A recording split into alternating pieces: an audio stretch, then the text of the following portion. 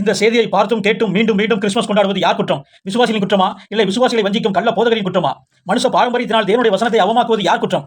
பைபிளை படிக்காமல் வாரம் சர்ச்சைக்கு செல்லும் குருட்டு விசுவாசிகளின் குற்றமா? இல்லை சத்தியத்தை புரட்டும் கள்ள தீர்க்கதரிசிகளின் குற்றமா?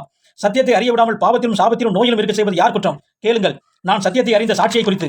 இத்தேசத்திலே பிறந்த நான் பிறக்க ஒரு ஊர் பிழைக்க ஒரு ஊர். திருநெல்வேலியில் பிறந்த நான் பிழைப்பு தேடி சென்னைக்கு ஓடோடி வந்தேன். ஆடம்பரமும் பணமும் என்னை பிசினஸ் என்ற சூதாட்டத்திற்குள் இழுத்து சென்றது.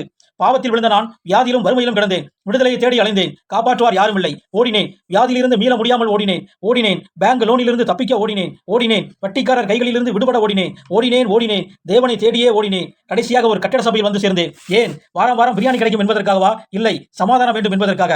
சத்தியத்தை அறிய சபைக்கு சென்றேன். போதகரை சந்தித்தேன். ஏன்? வீடும் பணமும் கிடைக்கும் என்பதற்காகவா? இல்லை, விடுதலையும் பாவ மன்னிப்பும் வேண்டும் என்பதற்காக. ஆனால் கட்டிட சபை சத்தியத்தை அறிய விடாமல் என்னை வஞ்சித்தது. நியாயப்பிரமாண கிரியைகள் எனக்கு கிருபை கிடைக்காதபடி தடுத்தது. என் வருமானத்தில் 10 1 பங்கை தசோபாகம் என்ற பெயரில் சுருட்டியது. மீண்டும் என்னை சாபத்தில் தள்ளியது.